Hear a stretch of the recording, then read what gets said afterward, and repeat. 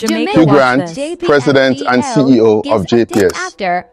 I wanted to give the nation and our customers a quick update of the island-wide electric grid shutdown that was experienced at 9:02 p.m. last night. What we do know as of this time is that during this incident, there was significant lightning activity in the corporate area, particularly in the vicinity of some of our major generating stations, our major transmission facilities, and our major substations, one of which I'm at 3 a.m. in the morning. As of now, we have made progress in the restoration of the island, whereby we have restored several parishes in the western part of the island.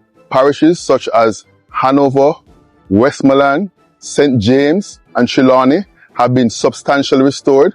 We have restored some customers in the central parishes such as St. Catherine and Clarendon, and we have also restored customers on the eastern side of the island in the parish of Kingston and St. Andrew. We regret any inconvenience caused to our customers at this time. I want to thank you for your patience and understanding. We are committed to getting to the bottom of what transpired and will keep you updated. Be safe and be well, and thanks again for your patience and understanding as we work tirelessly to safely restore customers as quickly as possible.